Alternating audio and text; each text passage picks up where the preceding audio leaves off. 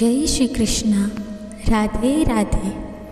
મારી યુટ્યુબ ચેનલમાં તમારું હાર્દિક સ્વાગત છે. પ્રિય ભક્તો, શ્રી કૃષ્ણ કહે છે કે મનુષ્યને પોતાના કર્મોનું ફળ ભોગવવું જ પડે છે. આજે આપણે જાણીશું કે શું મનુષ્યને પોતાના કર્મોનું ફળ ચોક્કસ ભોગવવું પડે છે. દર્શક મિત્રો, શ્રી કૃષ્ણ તમારા ઉપર કૃપા રાખે અને તમારી બધી મનોકામનાઓ પૂર્ણ કરે. આજની ભક્તિ યાત્રામાં આપણે વિગતે ચર્ચા કરીશું કે મનુષ્યને તેના કર્મોનું ફળ કેવી રીતે મળે છે.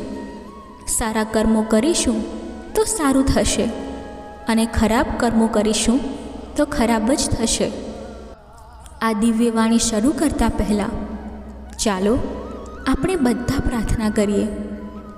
હે કૃષ્ણ, જે ભક્ત આ અમૃતવાણી સાંભળી રહ્યો છે તેના જીવનમાં તમારી કૃપા અને આશીર્વાદ હંમેશા રહે અને તેના બધા કષ્ટો દૂર થાય.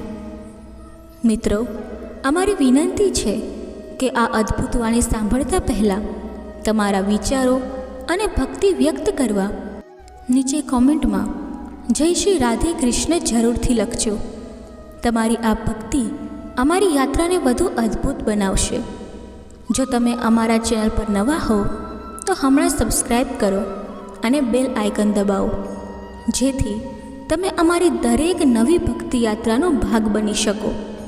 તો ચાલો વિલંબ કર્યા વિના આ દિવ્ય યાત્રા શરૂ કરીએ. શ્રી કૃષ્ણ કહે છે કે મનુષ્ય જ સારા અને ખરાબ કર્મો કરે છે, પશુઓ નહીં. તેથી આપણે આપણા કર્મોનું ફળ ભોગવવું જ પડે છે, ભલે થોડી વાર લાગે. આપણે જે કર્મો કરીએ છીએ તેનું ફળ આપણે જ ભોગવીએ છીએ. તેથી કર્મ કરતાં પહેલાં એકવાર જરૂર વિચારવું જોઈએ કે શું હું યોગ્ય કર્મ કરું છું. જો આપણે કર્મ કરતાં પહેલાં સારી રીતે વિચારીએ તો કદાચ ખરાબ કર્મો કરવાથી બચી શકીએ. જો આપણે આપણી જાતને બચાવી લઈએ તો સજાથી પણ બચી જઈએ. પણ જો આપણે ખરાબ કર્મ કર્યું તો એક દિવસ ભગવાન નિશ્ચિતપણે સજા આપે છે. આ જન્મમાં નહીં તો આગલા જન્મમાં. શ્રી કૃષ્ણએ ભગવદ્ ગીતામાં કર્મોને સૌથી શ્રેષ્ઠ ગણાવ્યા છે, કારણ કે કર્મો જ આપણું ભાગ્ય નિર્માણ કરે છે. સારા કર્મો કરીએ તો સારું થાય અને ખરાબ કર્મો કરીએ તો ખરાબ જ થાય. ચાલો જાણીએ કે કર્મોનું ફળ કેવી રીતે મળે છે. ભગવાનની ન્યાય વ્યવસ્થા ખૂબ મજબૂત છે. સારા કર્મોનું ફળ સારું અને ખરાબ કર્મોનું ફળ ખરાબ ભોગવવું જ પડે છે. ભગવાનના ઘરે વિલંબ થઈ શકે પણ અન્યાય નથી થતો. જેને તમે વિલંબ સમજો છો તે વાસ્તવમાં વિલંબ નથી. ભગવાને દરેક કર્મના ફળનો સમય પહેલેથી નક્કી કરેલો હોય છે. સમય પહેલાં કે પછી ફળ નથી મળતું. ભગવાનની દરેક રચના અને નિયમ એટલા ગહન છે કે દરેક જીવ તેને સંપૂર્ણ રીતે સમજી શકતો નથી.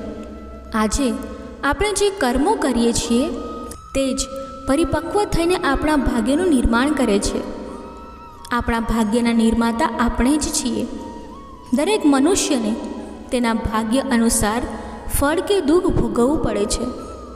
આપણે આજે જે દુઃખ ભોગવીએ છીએ તે આપણા પાછલા જન્મોના કે આ જન્મના પુણ્ય કે પાપ કર્મોનું ફળ છે.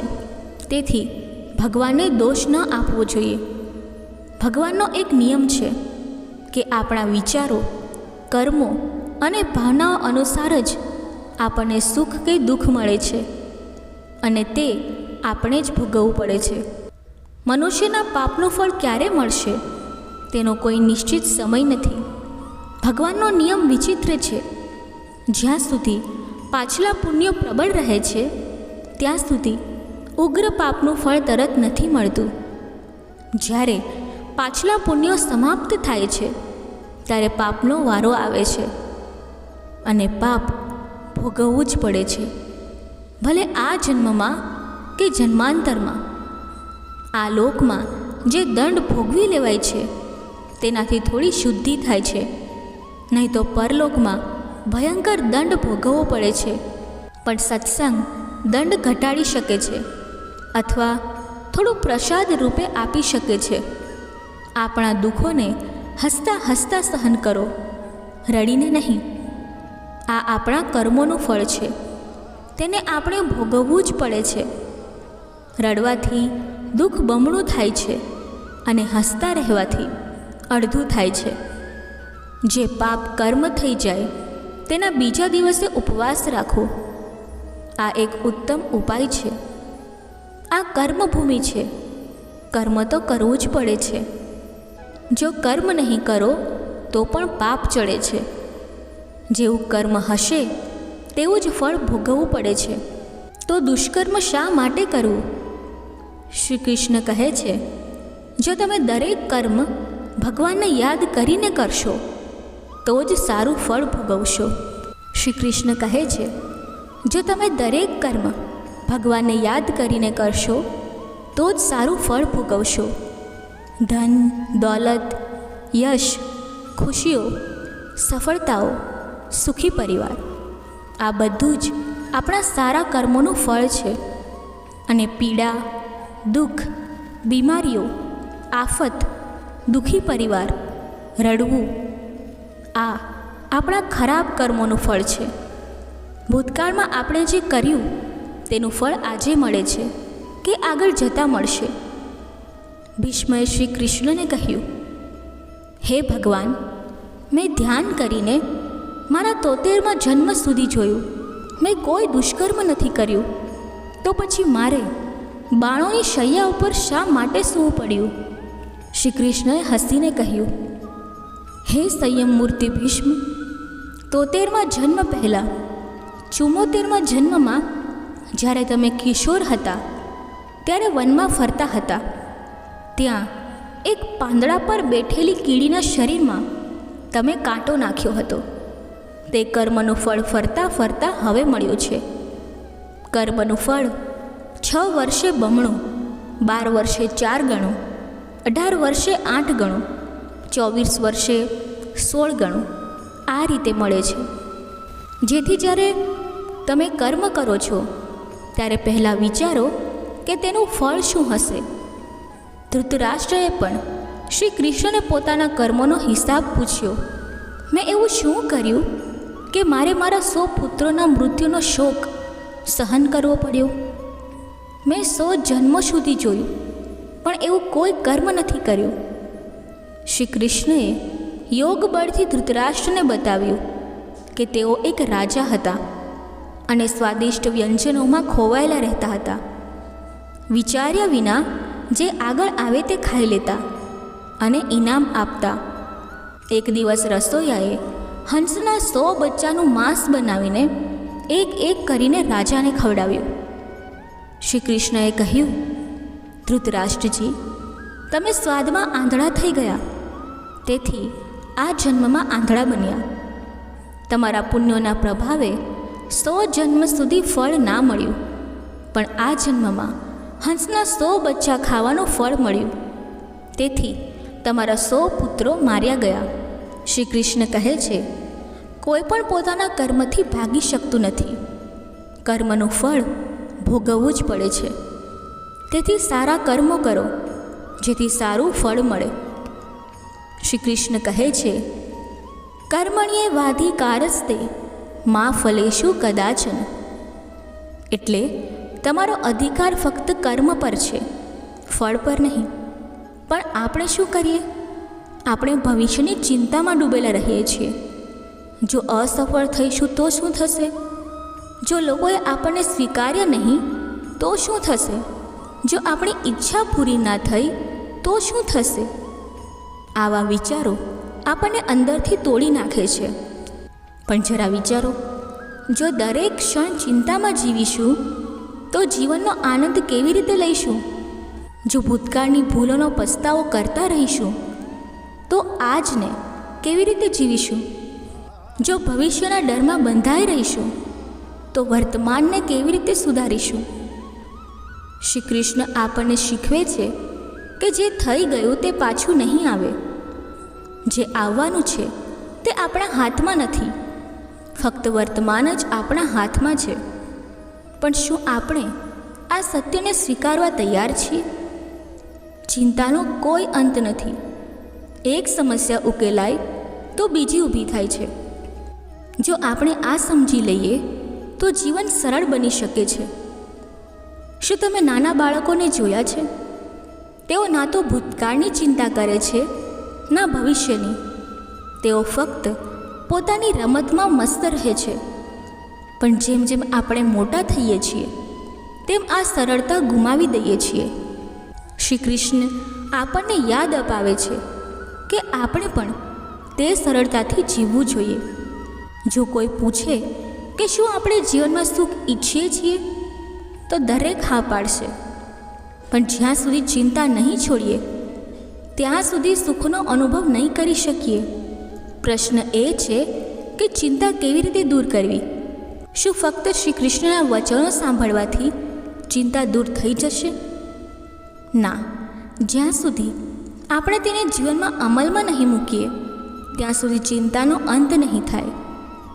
યાદ રાખો, વધુ ખુશી કે વધુ દુઃખમાં નિર્ણય ન લેવો જોઈએ, કારણ કે આ બંને પરિસ્થિતિઓ તમને યોગ્ય નિર્ણય લેવા નથી દેતી. જે થવાનું છે તે થઈને જ રહેશે અને જે નથી થવાનું તે ક્યારેય નહીં થાય. જે આમ માને છે તેમને ચિંતા ક્યારેય સતાવતી નથી. સાચું કર્મ એ નથી જેનું પરિણામ હંમેશા સાચું હોય, પણ સાચું કર્મ એ છે જેનો ઉદ્દેશ્ય ક્યારેય ખોટો ન હોય. ધરતી પર જેમ ઋતુઓ બદલાય છે તેમ જીવનમાં પણ સુખ દુઃખ આવતા જતા રહે છે. માનવ કલ્યાણ જ ભગવદ્ ગીતાનો મુખ્ય ઉદ્દેશ્ય છે. તેથી મનુષ્યએ પોતાના કર્તવ્યોનું પાલન કરતી વખતે માનવ કલ્યાણને પ્રાથમિકતા આપવી જોઈએ. જે વ્યવહાર તમને બીજા પાસેથી પોતાના માટે ના ગમે તે વ્યવહાર બીજા સાથે પણ ના કરો. કાન્હા કહે છે, હે પાર્થ, તું ફળની ચિંતા ન કર. તારું જરૂરી કર્મ કરતો રહે. હું ફળ આપીશ જ. જે થયું તે સારું થયું. જે થઈ રહ્યું છે તે પણ સારું છે અને જે થશે તે પણ સારું જ થશે. જીવનનો આનંદ ભૂતકાળ કે ભવિષ્યમાં નથી, પણ વર્તમાનને જીવવામાં છે. મનની શાંતિ કરતાં આ સંસારમાં કોઈ મોટી સંપત્તિ નથી. જે વ્યક્તિ મનને નિયંત્રિત નથી કરતો તેના માટે મન શત્રુની જેમ કામ કરે છે. જે લોકો બુદ્ધિ છોડીને ભાવનાઓમાં વહી જાય છે તેમને દરેક મૂર્ખ બનાવી શકે છે. કોઈ વ્યક્તિ પોતાના જન્મથી નહીં પણ પોતાના કર્મોથી મહાન બને છે. સંદેહ કરનાર વ્યક્તિને આ લોકમાં કે બીજે ક્યાંય પ્રસન્નતા નથી મળતી. જ્યારે વ્યક્તિ પોતાના કામમાં આનંદ શોધી લે છે ત્યારે તે પૂર્ણતા પ્રાપ્ત કરે છે. વ્યક્તિએ પોતાની ઇન્દ્રિયોને વશમાં રાખવા માટે બુદ્ધિ અને મનને નિયંત્રિત રાખવું જોઈએ. મનુષ્ય હંમેશા પોતાના ભાગ્યને દોષ આપે છે, એ જાણતા પણ કે ભાગ્ય કરતાં તેનું કર્મ ઉચ્ચ છે જે તેના પોતાના હાથમાં છે. આ દુનિયામાં કોઈ પણ સંપૂર્ણ રીતે સાચું નથી. તેથી લોકોની સારી બાબતો જોઈને તેમની સાથે સારા સંબંધો બનાવો. જ્યારે આપણું મન નબળું હોય છે ત્યારે પરિસ્થિતિઓ સમસ્યા બની જાય છે. જ્યારે મન મજબૂત હોય છે ત્યારે પરિસ્થિતિઓ પડકાર બની જાય છે. અને જ્યારે મન સ્થિર હોય છે ત્યારે પરિસ્થિતિઓ તક બની જાય છે. જો તમે ભૂલોમાંથી કંઈક શીખો છો તો ભૂલો સીડી બની જાય છે, અને જો ના શીખો તો ભૂલો સાગર બની જાય છે. નિર્ણય તમારો છે, ચડવું છે કે ડૂબવું છે. જે વ્યક્તિ જેટલું શાંત હોય છે તે એટલી જ ગહનતાથી પોતાની બુદ્ધિનો ઉપયોગ કરી શકે છે. નિંદાથી ડરીને તમારા લક્ષ્યને ના છોડો, કારણ કે લક્ષ્ય મળતાં જ નિંદા કરનારાનો મત બદલાઈ જાય છે. સૌથી બુદ્ધિમાન વ્યક્તિ તે જ છે જે સફળતામાં અહંકારમાં ન આવે અને નિષ્ફળતામાં દુઃખમાં ન ડૂબે. નકારાત્મક વિચારો આવે જ છે, પણ તે તમારા પર નિર્ભર છે કે તમે તેને મહત્ત્વ આપો છો કે તમારા સકારાત્મક વિચારો પર જ ધ્યાન કેન્દ્રિત કરો છો? જે વ્યક્તિ બધી ઈચ્છાઓનો ત્યાગ કરે છે તેને શાંતિની પ્રાપ્તિ થાય છે. દરેક બુદ્ધિમાન વ્યક્તિએ ક્રોધ અને લોભનો ત્યાગ કરવો જોઈએ, કારણ કે તેનાથી આત્માનું પતન થાય છે. જે તમારું છે તે તમને મળીને જ રહેશે, ભલે તેને છીનવવા આખી કાયનાત એક થઈ જાય. હંમેશા યાદ રાખો, શ્રેષ્ઠ દિવસો માટે ખરાબ દિવસો સામે લડવું પડે છે. પ્રેરણાનો સૌથી મોટો સ્ત્રોત તમારા પોતાના વિચારો છે. તેથી મોટું વિચારો અને પોતાને જીતવા માટે હંમેશા પ્રેરિત રહો. સારા કર્મો કરવા છતાં લોકો તમારી ખરાબીઓ જ યાદ રાખે છે. તેથી લોકો શું કહે છે તેના પર ધ્યાન ન આપો. ફક્ત તમારું કામ કરતા રહો.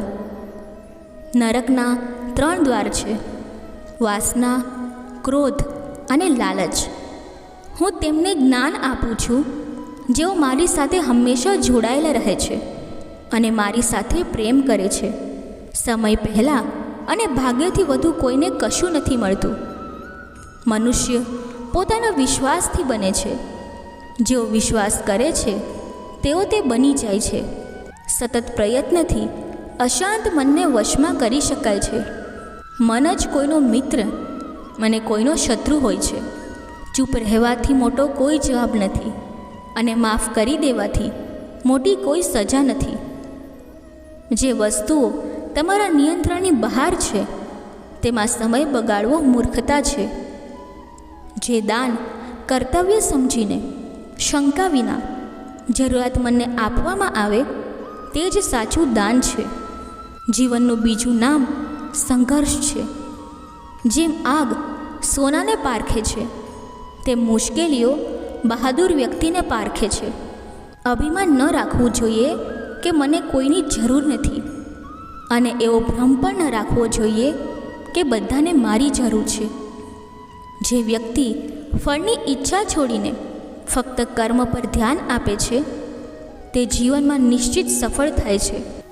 જેમ સમુદ્ર પાર કરવા માટે નાવ એકમાત્ર માધ્યમ છે, તેમ સ્વર્ગમાં જવા માટે સત્ય એકમાત્ર સીડી છે.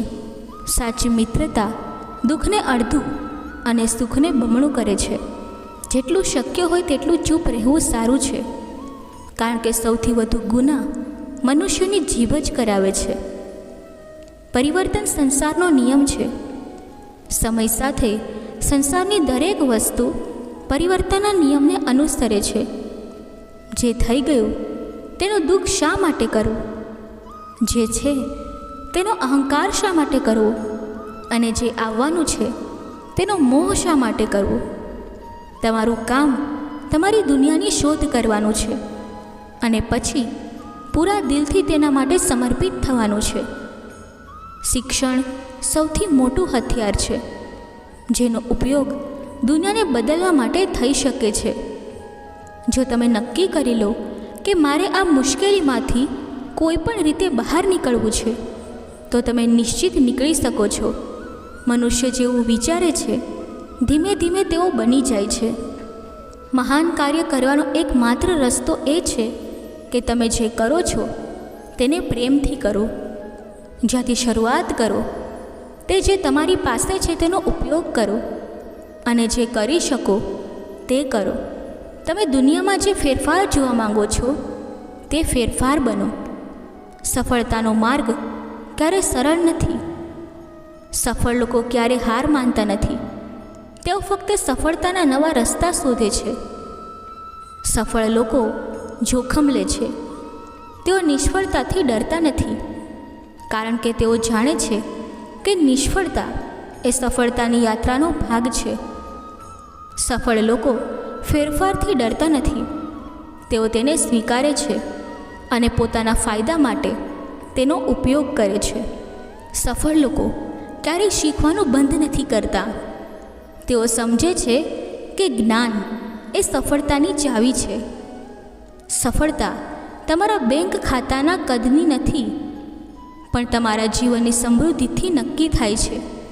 તમે તમારા ભાગ્યના નિર્માતા છો. તમે તમારા ભાગ્યના સ્વામી છો. શાંતિ અંદરથી આવે છે, તેની બહાર શોધ ના કરો. ભૂતકાળ ચાલ્યો ગયો છે, ભવિષ્ય હજી આવ્યું નથી. તમારે જીવવા માટે ફક્ત એક ક્ષણ છે અને તે હવે છે. ખુશી એના પર નથી નિર્ભર કે તમારી પાસે શું છે કે તમે કોણ છો. તે ફક્ત એના પર નિર્ભર છે કે તમે શું વિચારો છો. જે સહેલાઈથી મળી શકે તેની ઈચ્છા કોને હોય છે?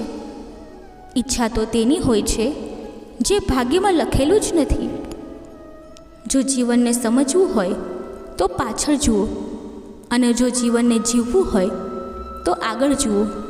દુનિયાનો સૌથી સારું ઘરેણું પરિશ્રમ છે, અને સૌથી સારો જીવનસાથી આત્મવિશ્વાસ છે.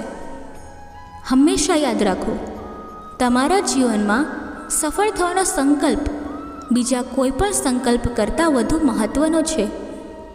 સફળતા શ્રેષ્ઠ બનવાની નથી, પણ ગઈકાલ કરતાં વધુ સારા બનવાની છે. સફળ લોકો જરૂર પડે ત્યારે મદદ માંગવાથી ડરતા નથી. કઠોર પરિશ્રમ ક્યારેય નિષ્ફળ નથી જતો.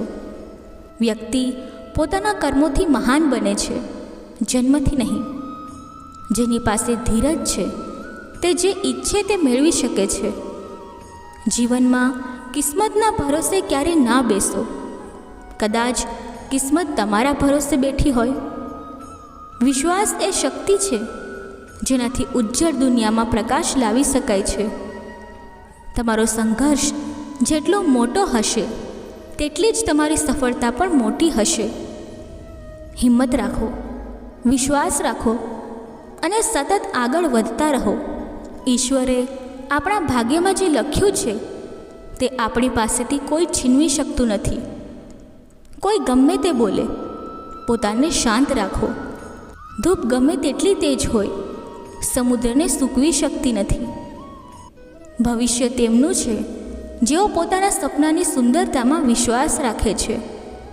હંમેશા કંઈક નવું શીખવા તૈયાર રહેવું જોઈએ. તમારા દ્રઢ વિચારો પર હંમેશા વિશ્વાસ રાખો. જો તમે સાચા છો તો કંઈક સાબિત કરવાનો પ્રયત્ન ન કરો. ફક્ત સાચા રહો. સમય જ ગવાહી આપશે. સફળતા એ નથી કે તમે કેટલા સફળ થયા, પણ એ છે કે તમે દુનિયામાં સકારાત્મક ફેરફાર કેવી રીતે લાવો છો. કાલને આજ પર હાવી ન થવા દો. જે બાબત તમને બદલી શકે છે. દુનિયાનો સૌથી શક્તિશાળી પ્રેરણા એ કોઈ ખાસ વ્યક્તિ દ્વારા કરેલું અસ્વીકાર છે. તમારા લક્ષ્ય સિવાય જેના પર તમારું ધ્યાન છે તે જ તમારો પરમ શત્રુ છે.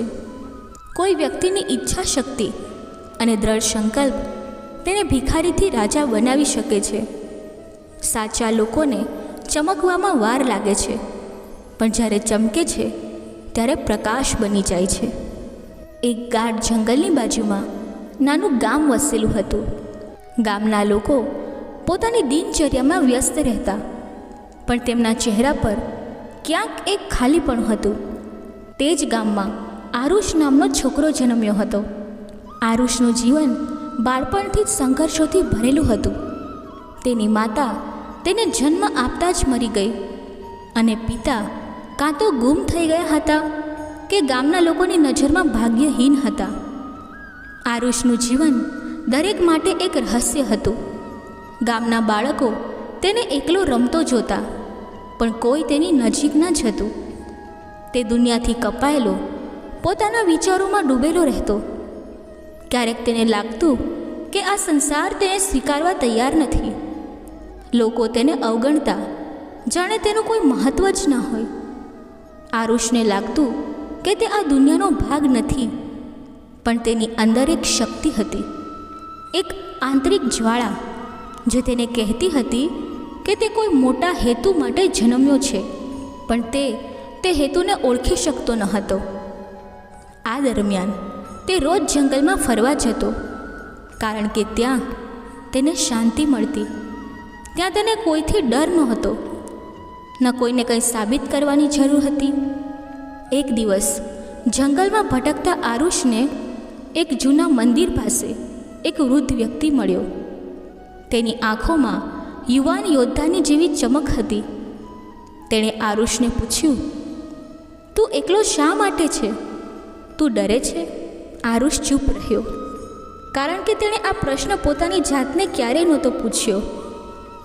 તે વ્યક્તિએ કહ્યું, તારી અંદર અપાર શક્તિ છે આરુષ. તું એકલો નથી. તારું ભાગ્ય તારી સાથે છે. તેને ફક્ત ઓળખવાની જરૂર છે. આરુષની આંખોમાં પ્રશ્નો હતા.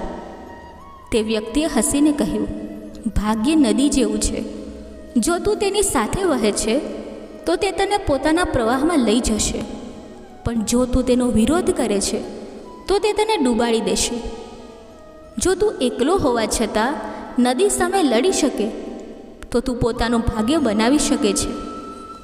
આરુષે તે દિવસે નિર્ણય લીધો કે તે પોતાના ભાગ્યથી નહીં ભાગે, પણ તેની સામે લડશે.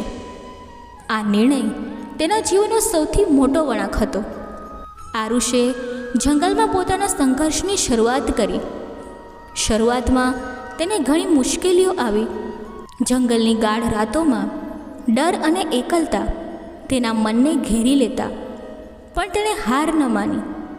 દરેક રાતે તે ડરાવના વિચારોનો સામનો કરતો અને દરેક સવારે પોતાને એક પગલું આગળ જોતો.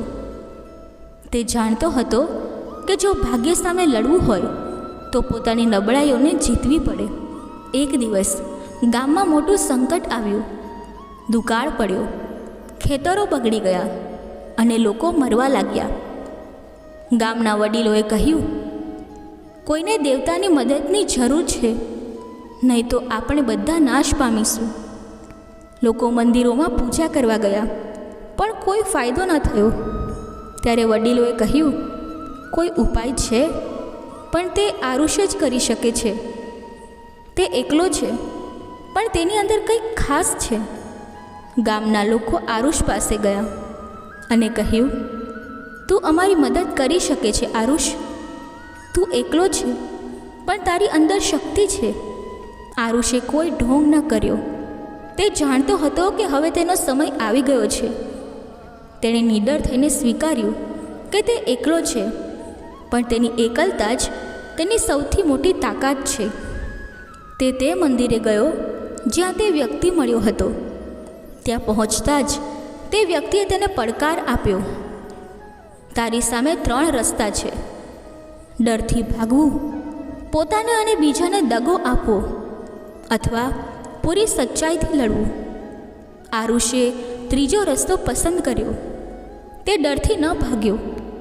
તેણે પોતાના અંદરના ડરને પડકાર આપ્યો અને પોતાને સમજાવ્યું કે તેનો સંઘર્ષ ફક્ત તેના માટે નહીં, પણ આખી દુનિયાને બદલવા માટે છે. પડકાર શરૂ થયો. આરુષે પોતાની જાત સામે લડવું પડ્યું. તે રસ્તામાં આવતી દરેક મુશ્કેલીનો સામનો કરવામાં સક્ષમ હતો, કારણ કે હવે તેની અંદર વિશ્વાસ હતો. તે જાણતો હતો કે જે એકલો હોય છે તે જ પોતાની સામે લડી શકે છે. આખરે આરુષે બધા સંકટો પાર કર્યા અને ગામને દુષ્કાળથી બચાવ્યું. લોકોએ તેને જોયો, પણ હવે તેને ફક્ત એક છોકરા તરીકે નહીં, પણ યોદ્ધા તરીકે જોયો.